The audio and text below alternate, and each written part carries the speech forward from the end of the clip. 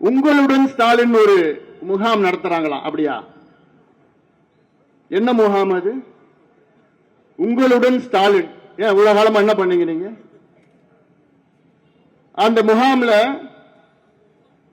யாருக்காவது பிறப்பு சான்று, இறப்பு சான்று அல்லது ரேஷன் அட்டை இல்ல மின் இணைப்பு, புதியதாக மின் இணைப்பு கணக்கு ஏதாவது வேணும்னா அதுல விண்ணப்பம் வைக்கணுமா? அது விண்ணப்பம் செய்ய 45 நாள்ல கொடுப்பாங்களாம். நீ இருக்க போட்டு என்ன 4 மாசம் தான். 4.5 ஆண்டு காலம் என்ன பண்ணிட்டு இருந்தீங்க? 4.5 ஆண்டு காலமா என்ன பண்ணிட்டு இருந்தீங்க? இப்போ உங்களுடன் ஸ்டாலின் ஒரு முகாம் நடத்துறாங்க, சிறப்பு முகாம் நடத்தி கிழிக்க போறாங்களாம். கிழிச்சதெல்லாம் போதும்.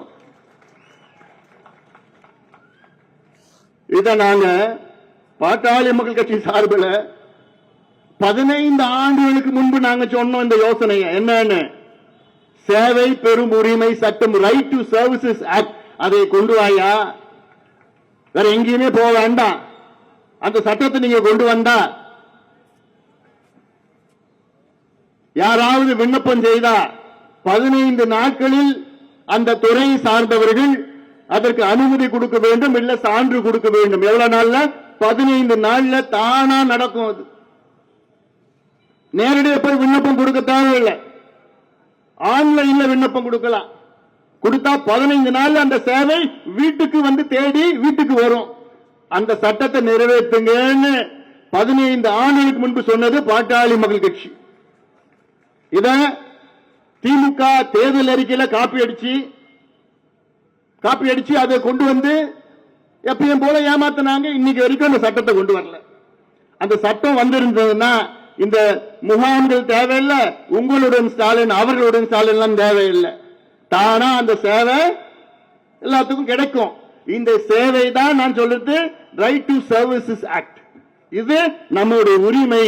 இதை பெறுவது நம்ம உரிமை, கொடுப்பது அரசினுடைய கடமை.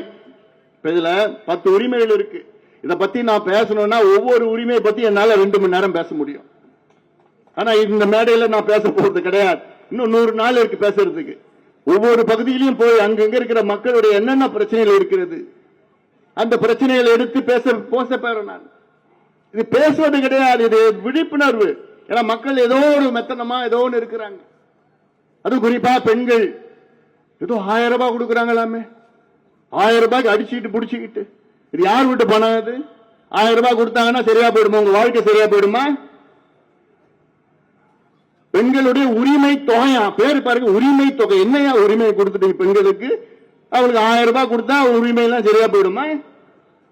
அந்த 1000 ரூபாய் காலையில கொடுத்தா மாலையில எங்க போகுது? நீ ஆரம்பிச்ச டாஸ்மாக் கடைக்கு தான் போகுது. அதனால பெண்களுக்கு தான் பாதிப்பு. அரசு கொடுக்கிற 1000 ரூபாய் டாஸ்மாக் கடைக்கு போயிட்டு பெண்களுக்கு தான் சாலையில சுதந்திரமா போக முடியாத ஒரு சூழல். குடிச்சுக்கிட்டு பெண்களை கேள்வி பண்றது, சீண்டறது, பாலியல் வன்கொடுமைகள் செய்யறது, எல்லாத்துக்கும் காரணம் யாருன்னா திமுக முதலமைச்சர் ஸ்டாலின் அவர்கள். வேற யாரும் இல்லை, வேற யாரையும் சொல்ல முடியாது. சாதாரணமா இதெல்லாம் செய்ய வேண்டிய திமுக இன்னைக்கு நாடகம் ஆடிக்கொண்டு நம் பணத்தில், மக்களுடைய வரி பணத்தில் விளம்பரம் தேடிக்கொண்டு அங்கங்க பார்த்தா பேனர், அங்கங்க பார்த்தா என்னென்னமோ போட்டு ஓடிபி வைக்கிறான். என்னையா இதெல்லாம்? யார் வீட்டு பணம் அது? இதெல்லாம் மக்களுக்கு தெரியப்படுத்த வேண்டும். செய்திகளை உடனுக்குடனும் துல்லியமாகவும் தெரிந்து கொள்ள சப்ஸ்கிரைப் பண்ணுங்க.